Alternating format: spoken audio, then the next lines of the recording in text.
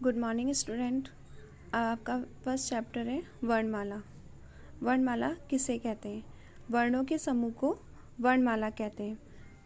अब देखो वर्ण की परिभाषा। भाषा की जो सबसे छोटी इकाई शब्द या पद के सबसे छोटे अंश को वर्ण या अक्षर कहते हैं। संस्कृत में वर्ण दो प्रकार के होते हैं, स्वर और व्यंजन।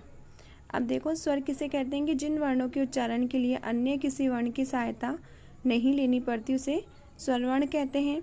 जैसे होते हैं ए, आ, ई, ऊ, बड़ा ऊ, री, ए, ऐ, ओ।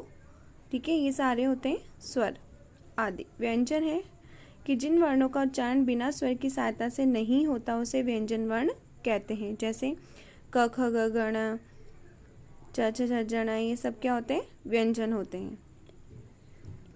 अब देखो कि स्वर के भी कितने भेद होते हैं? 3 भेद होते हैं, ह्रस्व स्वर, दीर्घ स्वर और संयुक्त स्वर। और स्वर कितने होते हैं? 13 होते हैं। ठीक है, संस्कृत में स्वर 13 होते हैं। ये ली का प्रयोग केवल वैदिक संस्कृत में ही मिलता है। ठीक है, अब है ह्रस्व स्वर किसे कहते हैं? जिनमें एक मात्रा का समय लगता है, अर्थात दीर्घ स्वरों की तुलना में आधा समय लगता है, उसे दीर्घ स्वर कहते हैं। जैसे अ, ई, ऊ, री और ली। ठीक है, तो ये क्या हो गए? ह्रस्व स्वर हो गए। उसके बाद है दीर्घ स्वर, जिनमें 2 मात्रा का समय लगता है, अर्थात ह्रस्व स्वरों की तुलना में दुगना समय लगता है, उसे दीर्घ स्वर कहते हैं।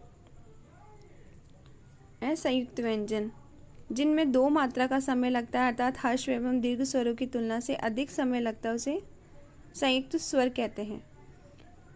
जैसे ए, ऐ, ओ, औ। ऐसे ही देखो आयोग वहाँ देखो अनुस्वार का ये वाला चिन्ह होता है तथा विसर्ग का ये जो दो डॉट होते हैं उन्हें क्या कहते हैं? विसर्ग कहते हैं। आयोग वाह की ध्वनि कहलाती है। अब देखो जो ये दे रखे हैं आपके व्यंजन क, ख, ग, गण, च, छ, छ, जण है। अब देखो इसमें क, ख, ग, गण 5 वर्ण है, तो ये क वर्ग का हो गया। च वर्ग का पहला वर्ण च, तो इसमें 5 वर्ण हो गए, च, छ, झ, झ, ञ। ट वर्ग में ट, ठ, ड, ढ, ण। त वर्ग में त, थ, ध, ध, न। प वर्ग में प, फ, ब, भ, म। यरा लवा हो गया अंतस व्यंजन और ऊष्म व्यंजन हो गया श, श, श, ह। तो अगर इस पर पूछा जाता है कि स्पर्श व्यंजन कितने वर्गों में बांटा गया है, तो 5 वर्गों में बांटा गया है। क वर्ग, च वर्ग, ट वर्ग, त वर्ग और प वर्ग। ये इसे क्या कहते हैं? स्पर्श व्यंजन कहते हैं। इसमें टोटल संख्या कितनी होती है? 25 होती है। अब पूछा जाए कि अंतस व्यंजन कितने होते हैं? 4 होते हैं, य, र, ल, व। ऐसे ऊष्म व्यंजन होते हैं 4, श, श, स, ह।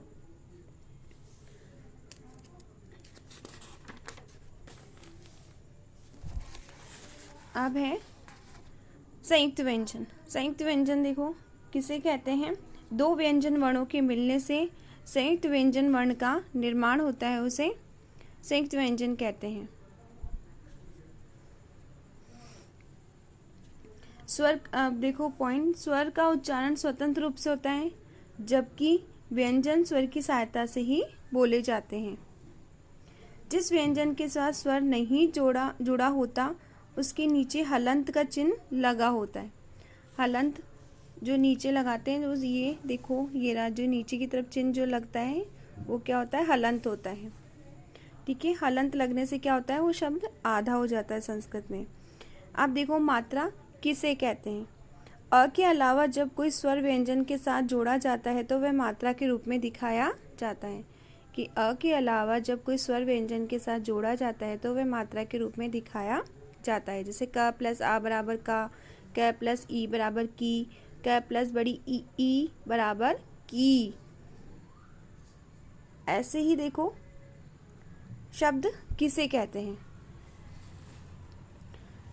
ये देखो शब्द किसे कहते हैं कि वर्णों के साथ मेल से शब्द बनते हैं। वर्णों के सार्थक मेल से शब्द बनते हैं। शब्द के अंत में जिस स्वर की ध्वनि आती है, शब्द उसी स्वर के अंत होने वाला कहलाता है। जैसे राम, राम में देखो म, अगर इसके टुकड़े करेंगे तो राम के र प्लस आ प्लस म प्लस अ, तो लास्ट वर्ड क्या लगेगा? में से अ, तो ये हो गया अकारांत। जैसे लता है ल प्लस अ प्लस त प्लस आ निकला, तो ये हो गया आकारांत। तो जो भी शब्द होता है उसके बाद वाले शब्द में जो मात्रा निकलती है, ठीक है, उसे क्या कहते हैं? वो उसी जैसे वो अगर अ की निकली तो अकारांत हुआ, आ की निकली तो आकारांत, ई की तो ईकारांत, बड़ी ई की तो ईकारांत, ऊ से ऊकारांत। अब है वर्ण विच्छेद। शब्द से आए वर्णों को पृथक करना वर्ण विच्छेद कहलाता है। मतलब शब्दों से आए वर्णों को अलग करना वर्ण विच्छेद कहलाता है। जैसे टुकड़े करते हैं, से वानर का व प्लस आ प्लस न प्लस अ प्लस र प्लस अ, तो क्या हो गया ये? वानर। जिन शब्दों के अंत में कोई स्वर नहीं होता, जिन शब्दों के अंत में कोई स्वर नहीं होता वे हलंत शब्द कहलाते हैं, जैसे पृथक, अर्थात आदि। Thank you.